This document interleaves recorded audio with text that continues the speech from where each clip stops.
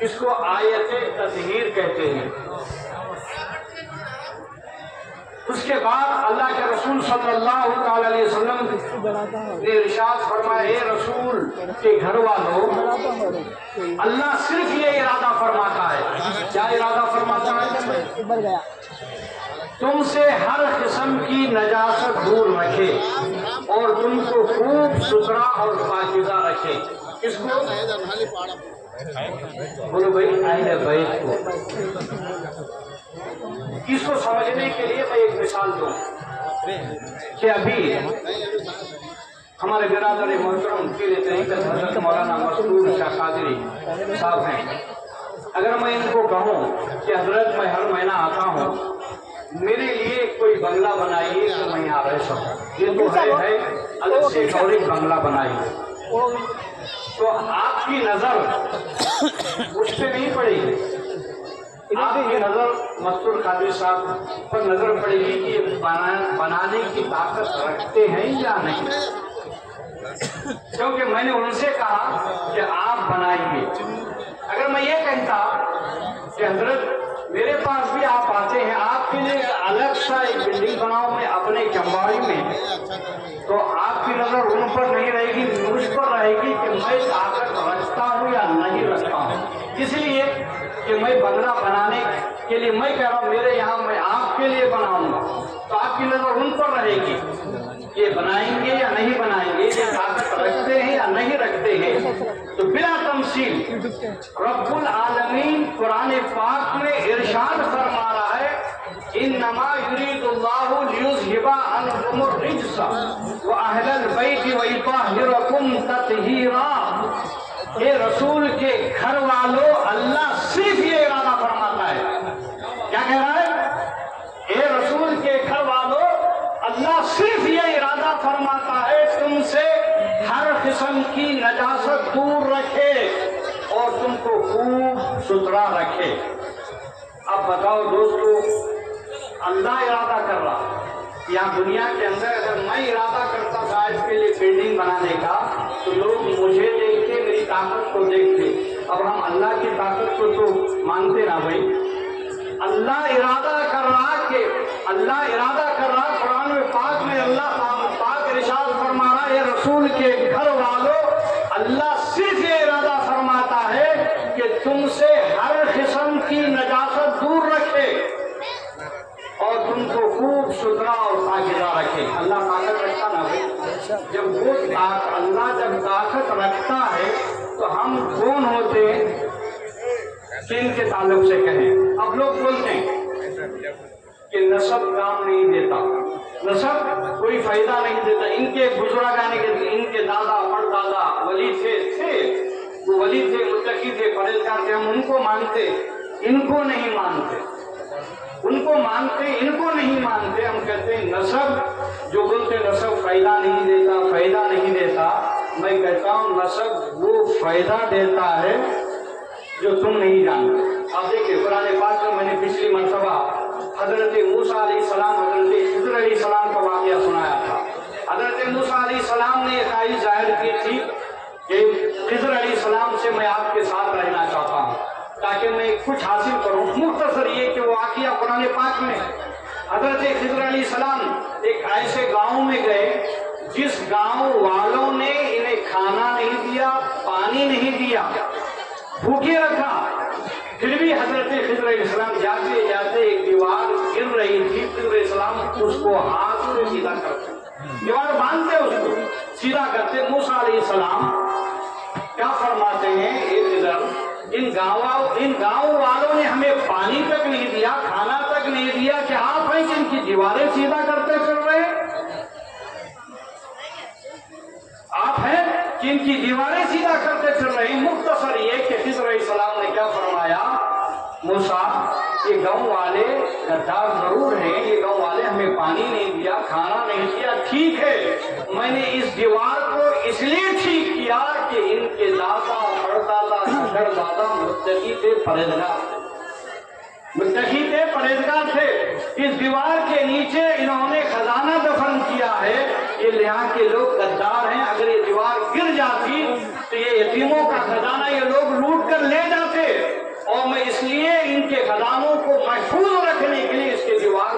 کر دیا. اب یہ بچے ہیں, جب یہ بچے جوان ہو جائیں گے تو میں انہیں بتا دوں گا کہ تمہارے دادا نے اس دیوار کے نیچے خزانہ دفن کیا. مفسرین فرماتے ہیں, کچھ واقعوں کو مفسرین فرماتے ہیں 7 پشت کا دادا, ابا بولے تو 1, دادا بولے تو 2, اور دادا ایسے 7 پشت والا دادا جب نیک ہو, متقی ہو, پرہیزگار ہو, جب ان کا 7 پشت والا دادا جب نیک, متقی, پرہیزگار ہو, تو جب ان کا وہ عمل نسب جب یہاں کام دے سکتا ہے تو یہاں کیوں نہیں دے سکتا؟ قرآن میں فرمایا قال ابوہما صالحا, ان کا باپ جو ہے نیک اور متقی پرہیزگار تھا. مفسرین فرماتے 7 پشت والا دادا, 7 پشت والا دادا جب متقی پرہیزگار جب ہو تو ان کی اولاد کو جب فائدہ پہنچ سکتا ہے تو رسول کی آل کو فائدہ کیوں نہیں پہنچے گا؟ بولو بھائی, ضرور پہنچے گا. مفسرین فرماتے ہیں حضرت زید بن ارقم رضی اللہ تعالیٰ عنہ نے فرمایا کہ رسول پاک صلی اللہ علیہ وسلم نے فرمایا, اے لوگوں, میں ایک بشر ہوں, عنقریب میرے پاس اللہ کا سفیر آئے گا اور میں اس کی دعوت کو قبول کروں گا. میں تم میں 2 بھاری چیزیں چھوڑنے والا ہوں. اللہ کے رسول صلی اللہ علیہ وسلم فرماتے ہیں میں تم میں 2 بھاری چیزیں چھوڑنے والا ہوں. ان میں سے ایک ہے اللہ کی کتاب, کتاب اللہ, قرآن مجید, جس میں ہدایت ہے, نور ہے. اللہ کی کتاب کو مضبوطی سے پکڑ لو اور اس کا دامن تھام لو. اور پھر آپ نے کتاب اللہ پر مضبوطی سے تھامنے کا حکم دیا اور پھر فرمایا دوسری بھاری چیز ہے میری اہل بیت. فرمایا میری اہل بیت, میں تم کو اپنے اہل بیت کے متعلق اللہ کی یاد دلاتا ہوں. اگر ان دونوں کو مضبوطی سے تھام لو گے کبھی گمراہ نہیں ہوں گے. ان دونوں کو مضبوطی سے تھام لیں گے کبھی گمراہ نہیں ہوں گے. پہلا کتاب اللہ یعنی قرآن مجید, دوسری ہے اہل بیت. ان کو مضبوطی سے تھام لیں گے تو آپ کبھی گمراہ نہیں ہوں گے. نبی پاک صلی اللہ علیہ وسلم کے لیے حضرت عمر بن ابی عاص صلی اللہ رضی اللہ تعالیٰ بیان کرتے ہیں جب یہ آیت کریمہ نازل ہوئی تو ام سلمہ کے گھر میں نازل ہوئی. انما یرید اللہ لیذھب عنکم الرجس اہل البیت ویطہرکم تطہیرا. اے اللہ کے رسول کے گھر والوں, اللہ صرف یہ ارادہ فرماتا ہے تم سے ہر قسم کی نجاست دور رکھے اور تم کو خوب ستھرا اور پاکیزہ رکھے. نبی پاک صلی اللہ علیہ وسلم نے جب یہ آیت نازل ہوئی تو حضرت فاطمہ, حضرت حسن اور حضرت حسین علیہ السلام کو بلایا اور ان سب کو ایک چادر میں ڈھانپ لیا. اور حضرت علی آپ کے پشت کے پیچھے بھی تھے. بس آپ نے ان کو بھی اس چادر میں ڈھانپ لیا اور کہا اے اللہ یہ میرے اہل بیت ہیں. فرمایا اے اللہ یہ میرے اہل بیت ہیں, تو ان سے ہر قسم کی نجاست کو دور رکھنا اور ان کو خوب پاکیزہ رکھنا. حضرت ام سلمہ نے کہا یا رسول اللہ صلی اللہ تعالی علیہ وسلم آیا میں بھی ان کے ساتھ ہوں؟ تو آپ نے فرمایا تم اپنے مقام پر ہو, تم میری طرف منسوب ہو, نیک ہو. دوسری روایت میں ہے تم خیر پر ہو. میرے دوستوں اور بزرگوں, اسی طرح ایک اور روایت میں آیا ہے میں تم میں ایسی چیزیں چھوڑ کر جا رہا ہوں اگر تم ان کو تھام لیا تو تم میرے بعد کبھی گمراہ نہیں ہوں گے. ان میں سے ایک سے زیادہ عظیم ہے, ایک ہے کتاب اللہ, ایک وہ رسی ہے جو آسمان سے زمین تک تنی ہوئی ہے, دوسری میری اولاد ہے, میرے اہل بیت ہے. وہ ہرگز ایک دوسرے سے الگ نہیں ہوں گے حتیٰ کہ وہ دونوں میرے پاس حوض کوثر پر حاضر ہوں گے. بس غور کرو تم میرے بعد ان سے اچھی طرح پیش آتے رہنا. تو میرے محترم بزرگ اور دوستو, پتہ یہ چلا، معلوم یہ ہوا کہ یہ عظمت اہل بیت کا جو ذکر ہے یہ قرآن میں ہے، اور اللہ جو ہے ان کو خوب پاکیزہ رکھنا چاہتا ہے، کوئی اور نہیں۔ اگر بندے رکھنا چاہتے ہیں تو الگ بات ہوتی ہے، بندے رکھنا چاہتے ہیں تو الگ بات ہوتی ہے، مگر خدا رکھنا چاہتا ہے۔ اور یاد رکھو کہ جو سادات کی جو عظمت ملتی ہے یہ نہ علم سے ملتا ہے نہ تقویٰ سے ملتا ہے، یہ نسب سے ملتا ہے۔ اہل بیت کی جو عظمت ہے وہ نسب سے ہے، ان کا جو مقام ہے وہ مقام ہر ایک کو حاصل نہیں ہوتا، نہ وہ علم سے ملتا ہے نہ تقوی سے ملتا ہے۔ ارے ہم نے تو علم والے کو دیکھا ہے، تقوی والے کو دیکھا ہے، اس نے علم حاصل کر کے اتنا مقام حاصل کیا، اتنا بڑا مقام حاصل کیا، اتنا بڑا مقام حاصل کیا کہ فرشتوں کی جماعت میں رہنے لگا۔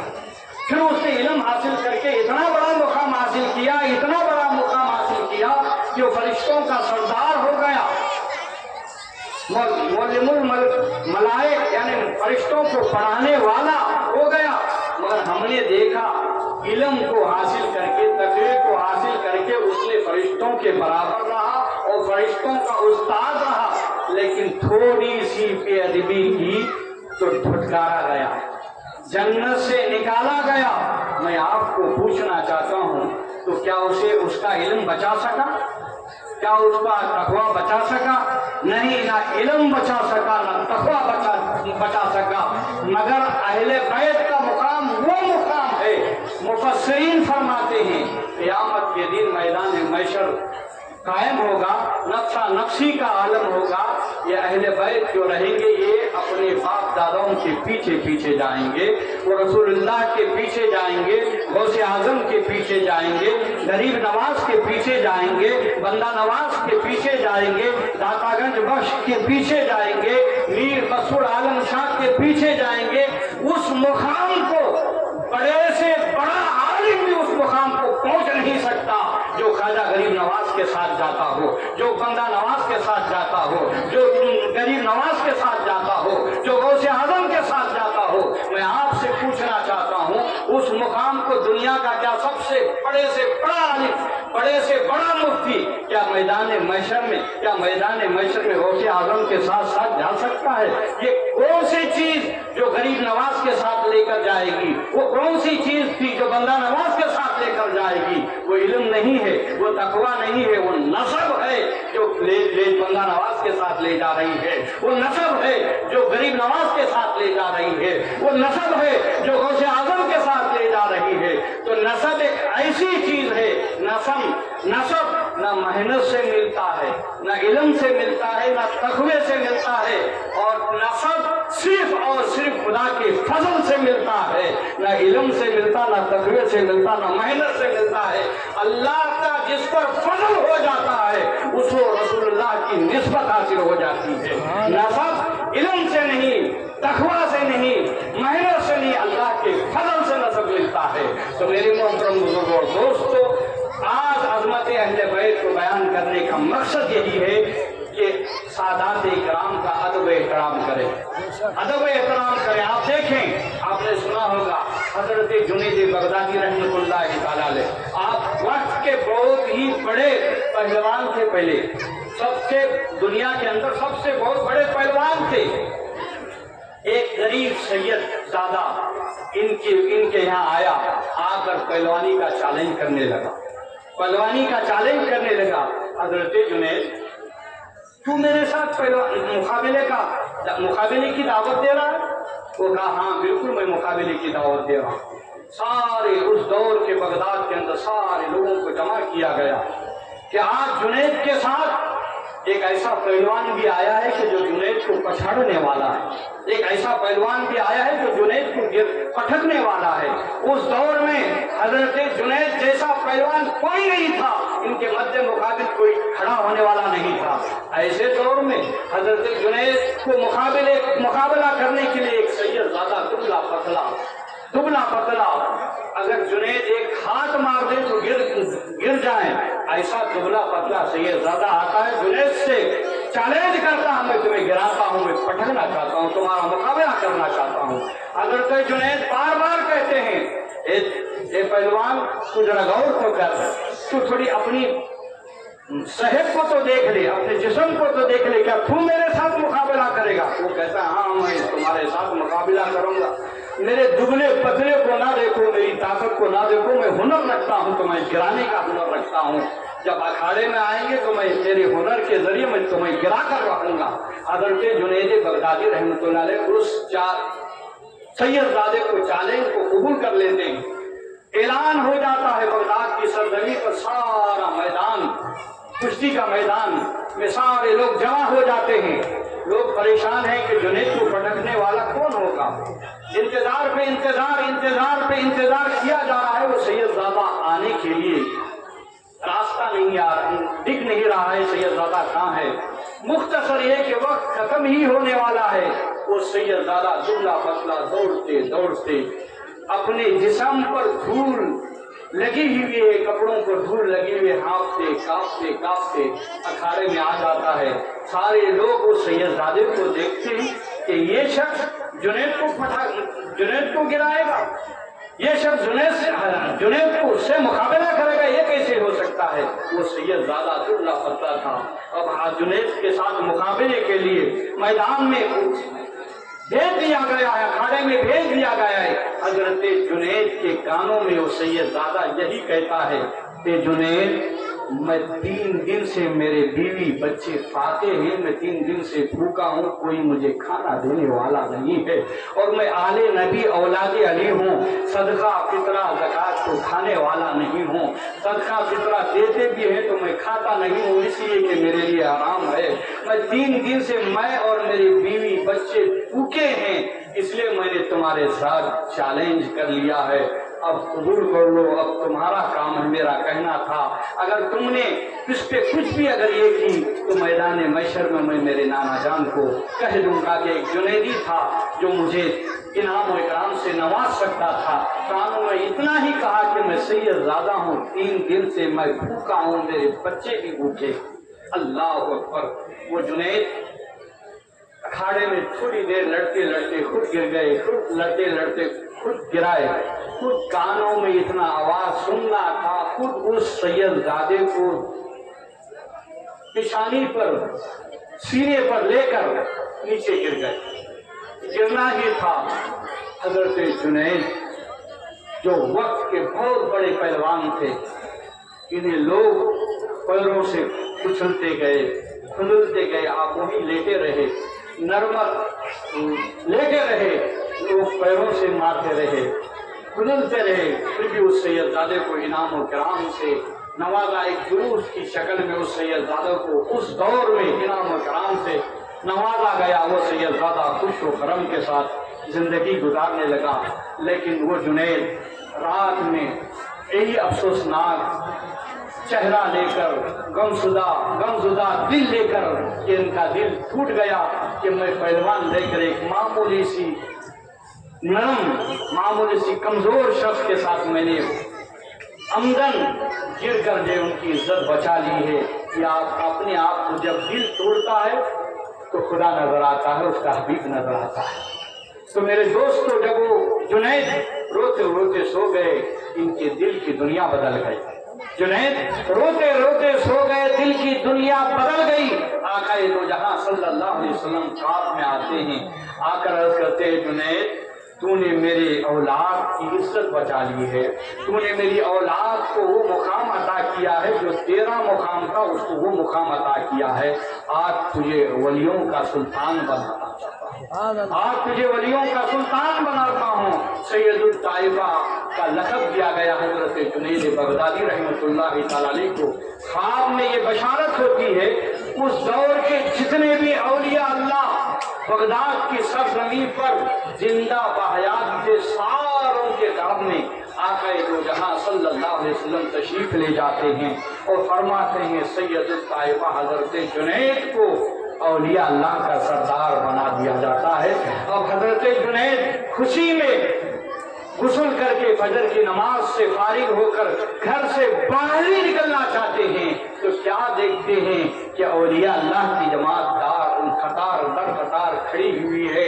हजरत जुनैद को मुबारकबाद दे रहे हैं, ए जुनैद मुबारक हो, अल्लाह ने तुम्हें औलिया अल्लाह का सरदार बना दिया गया है। आका अलैहिस्सलाम ने ख्वाब में आकर तुम्हें विलायत की अता कर दी गई है, हमें ख्वाब अता हुआ है, हमें ख्वाब अता हुआ है। सारे औलिया अल्लाह हजरत जुनैद के दरवाजे पर खड़े होकर मुबारकबादियां देते हुए नजर आते हैं।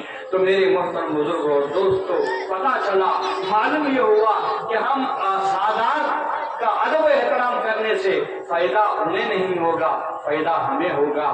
फायदा उन्हें नहीं होगा, फायदा हमें होगा। उनका जो मुकाम है वो रहेगा ही, उनका जो मर्तबा है वो रहेगा ही। वो जिस मकाम और मर्तबे पे रहे वो रहेंगे ही। इनकी ताजीम अदब एहतराम करने की वजह से हमारा मुकाम और मर्तबा बढ़ेगा। आप सुनते हैं आला हजरत इमाम इसको मोहब्बत जिन्हें कहा जाता है, इमाम अहमद रज़ा का फाजिल बरेलवी रहमतुल्लाह तआला अलैह, ये आप मामूली शख्सियत नहीं है, आलिमों के आलिम हैं, मुफ्तियों के मुफ्ती हैं, मुहद्दिसों के मुहद्दिस हैं, वक्त के मुजद्दिद हैं। अल्लाह अकबर। इनका भी आपने वाक़या सुना होगा। तो मेरे मोहतरम बुजुर्ग दोस्तों, आप जहाँ कहीं जाते थे तो आप पालकी में बैठ जाते, इनके मुरीदीन 4 आदमी उस पालकी को ले जाते। हजरत इमाम अहमद रज़ा का फाजिल बरेलवी रहमतुल्लाह तआला अलैह पालकी में बैठकर जा रहे हैं। थोड़ी ही देर, कुछ देर जाने के बाद उस पालकी को रोक देते हैं। अपने मुरीदीन मुतअद्दिदीन से कहते हैं कि पालकी को रोको, रोको रोको। मुरीदीन कहते हैं हजरत क्या हो गया है, क्या मामला है, माजरा क्या है, आप पालकी को क्यों रोक रहे हैं? इमाम अहमद रज़ा का फाजिल बरेलवी फरमाते हैं मुझे सादात की खुशबू आ रही है, मुझे सादात की खुशबू आ रही है।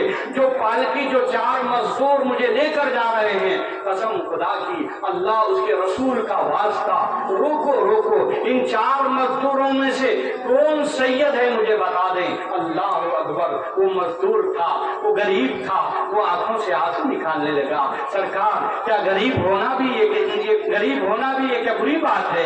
मुझे क्यों पालकी को रोककर मुझे मजदूरी से दूर कर रहे हैं? अल्लाह अकबर। इमाम अहमद रज़ा का फाजिल बरेलवी उस सादात से कहते हैं नहीं, तुम गरीब जरूर हो, मजदूर जरूर हो, तुम्हारी मजदूरी को से हटाया नहीं जाएगा, तुम्हें पैसों से दूर नहीं किया जाएगा। अल्लाह अल्लाह, तुमने मुझे अपनी पालकी को बिठाकर मुझे कांधों पर ले गए हैं। मैं आशिक़े रसूल हूँ, मैं आशिक़े रसूल हूँ। अगर क़यामत के रोज अल्लाह के रसूल मुझसे पूछते, ए अहमद रज़ा, मैंने दुनिया में तुझे इल्म दिया, तक़वा दिया, सब कुछ दिया, इसलिए दिया कि तुम मेरी आल के कंधे पर सवार होकर चला जाए, तो मैं अल्लाह के रसूल को क्या चेहरा दिखाऊं? अल्लाह अकबर। वो गरीब, वो मजदूर सैयद गिड़गिड़ाने लगता है, रोने लगता है, हजरत मुझे मत मजदूरी से हटाइए। आला हजरत इमाम इश्क़ मोहब्बत इमाम अहमद रज़ा का फाजिल बरेलवी फरमाते हैं, अपना अमामा उस गरीब सैयद को कदमों में रखते हैं। अल्लाह अकबर। और इतना ही नहीं, रख कर कहते हैं कि मेरी खताओं को माफ कीजिए, मेरी गलतियों को माफ कीजिए, मेरी इस गलती को माफ कीजिए।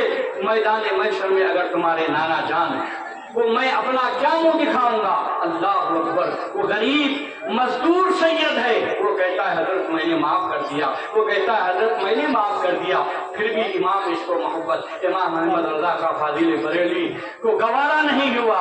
उस मजदूर सैयद को इल्म वाला नहीं था, पैसों वाला, इल्म वाला नहीं था, तक़वा वाला नहीं था, गुनाहगार था मगर सैयद था, इल्म वाला नहीं, जाहिल था मगर सैयद था, तक़वा नहीं था मगर सैयद था। उस सैयद ज़ादे को इमाम अहमद रज़ा का फाजिल बरेलवी उस पालकी में बिठाते हैं जहां तक तुम लेकर आए हो। अब तुम उस पालकी में बैठो, अब तुम सवार हो जाओ, मैं कंधे पर ले जाता हूँ। अल्लाह अकबर। मैंने आलमे ख्याल में इमाम अहमद रज़ा का फाजिल बरेलवी से सवाल किया, हे इमाम अहमद रज़ा का फाजिल बरेलवी, अल्लाह ने तुम्हें इल्म दिया है, अल्लाह ने तुम्हें तक़वा दिया है, तुमने उस सैयद ज़ादे को अदब व एहतराम करके उस सैयद ज़ादे को नफा क्या हुआ, उस सैयद ज़ादे को फायदा क्या हुआ? क्या तुम उसको पालकी को बिठा कर ले जाने से क्या वो علم والا ہو گیا؟ کیا وہ مزدور جا کے مالک ہو گیا، کروڑپتی ہو گیا؟ نہیں، امام احمد رضا کا فاضل بریلوی جب عالم خیال میں ہم پوچھتے ہیں تو کہتے ہیں نادانوں، وہ اس سید زادے کو اس مزدور سید زادے کو مالدار بنانے کے لیے پالکی میں نہیں بٹھایا تھا، اس مزدور سید زادے کے مقام کو بڑھانے کے لیے میں نے پالکی میں نہیں بٹھایا تھا، بلکہ اپنے مقام کو بڑھانے کے لیے پالکی میں بٹھایا تھا۔ جب ایک سید زادے کو امام احمد رضا کا فاضل بریلوی نے اس پالکی میں بٹھا کر وہاں تک جب لے گئے تو مقام اس سید زادے کا نہیں بڑھا، سید زادے کا جو مقام تھا وہ تھا ہی، لیکن جس سید زادے کو پالکی میں بٹھا کر جو لے جا رہے تھے امام احمد رضا کا فاضل بریلوی، ان کا مقام ایسا بڑا قیامت تک آنے والا عالم یہی کہے گا امام عشق محبت امام احمد رضا کا فاضل بریلوی علیہ السلام۔ تو میرے محترم بزرگوں اور دوستو، سادات کا ادب کرنے سے سادات کا مقام نہیں ہمارا مقام بڑھتا ہے، سادات کا ادب احترام کرنے سے ان کی عزت نہیں بلکہ ہماری عزت بڑھتی ہے۔ تو میرے محترم بزرگوں اور دوستو، ادب کا ہے زیر آسماں از عرش نازک تر، پس گم گردہ می آیت وہ جنید و بایزید ایجا۔ کل پھر انشاءاللہ عزوجل اسی موضوع پر کل بھی بیان ہوگا، اور کل کے بیان کے لیے ایک نئے مقرر پیر طریقت بڑے گلزار ہاشمیت حضرت العلامہ مولانا سید محمد تنویر ہاشمی صاحب قبلہ تشریف لا رہے ہیں۔ آپ تمامی حضرت سے گزارش کی جاتی ہے کہ آئیے اور آل نبی اولاد علی ہیں، ان کے بیانات سے مستفیض ہوئیے، اور ان کا ادب و احترام کرنے سے ان کا مقام نہیں بلکہ ہمارا مقام بڑھتا ہے۔ انشاءاللہ کل بعد نماز مغرب فوراً انشاءاللہ بیان ہوگا۔ آپ تمامی حضرت سے، دوست احباب بھائی برادر جتنے بھی آپ کے جو بھی لوگ ہیں ان سب کو لے کر آئیے اور بیان سے مستفیض ہو جائیے۔ وآخر دعوانا الحمدللہ رب العالمین۔ نماز کا وقت اذان